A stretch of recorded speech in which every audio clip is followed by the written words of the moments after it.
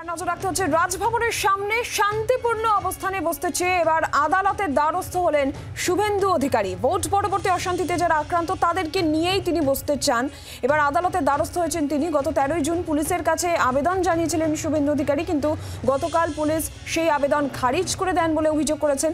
আর এবার তিনি আদালতের দ্বারস্থ হয়েছেন আর মামলা দায়েরের অনুমতি কলকাতা হাইকোর্ট দিয়েছে বলেই জানতে পারা যাচ্ছে। যারা আক্রান্ত, ভোট পরবর্তী অশান্তিতে আক্রান্ত, তাদের নিয়েই রাজভবনের সামনে শান্তিপূর্ণ অবস্থানে বসতে চেয়ে আদালতের দ্বারস্থ বিরোধী দলনেতা শুভেন্দু অধিকারী। ভোট পরবর্তী অশান্তিতে আক্রান্ত ব্যক্তিদের নিয়েই তিনি এই শান্তিপূর্ণ অবস্থানে বসতে চান। আদালতের দ্বারস্থ হয়েছেন, মামলা দায়েরের অনুমতি আদালত দিয়েছে। তৃণমূল কংগ্রেসের কি প্রতিক্রিয়া, শান্তনু সেন কি বলেছেন শুনুন। আবার একটা নাটক সন্দেশখালীতে আমরা নাটক দেখেছিলাম, যেখানে পরে প্রমাণিত হয়েছিল পুরোটাই মিথ্যাচার। এখনো ঘরছাড়াদের মধ্যে সামনে নিয়েছে আবার একটা নাটক। সেই নাটকের সত্যতা গতকাল আমরা দেখলাম যে ত্রিপুরা সন্ত্রাসের নায়ক বিপ্লব দেবের সামনেই তাদের ভান্ডা ফুটো হয়ে গেল, নিজেরাই নিজেদের মধ্যে ঝগড়া করতে শুরু করে দিল।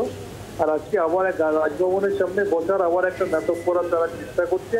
তারা তুলনা করছে অভিষেক বন্দ্যোপাধ্যায়ের নেতৃত্বাধীন অবস্থানের সাথে, কিন্তু দেশের মানুষ তথা বাংলার মানুষ বলছে অভিষেক ব্যানার্জির অবস্থানটা ছিল বাংলার মানুষের বঞ্চনার প্রতিবাদে, 59 লক্ষ মানুষকে কাজ করিয়ে 100 দিনের টাকা না দেওয়ার প্রতিবাদে, 11,36,000 মানুষের বৈধ কাগজপত্র থাকা সত্ত্বেও তাদের বাড়ির টাকা না দেওয়ার প্রতিবাদে, সাধারণ মানুষের পাওনার দাবিতে। তার সাথে কখনো এই মেকি নাটকের তুলনা হতে পারে না। সুতরাং অভিষেক ব্যানার্জির যে অবস্থান তার সাথে এটা কখনোই তুলনীয় নয়। এটা একটা নাটক ছাড়া কিছু নেই। বাংলার আওয়াজ, বাঙালির আবেগ, জি 24 ঘন্টা।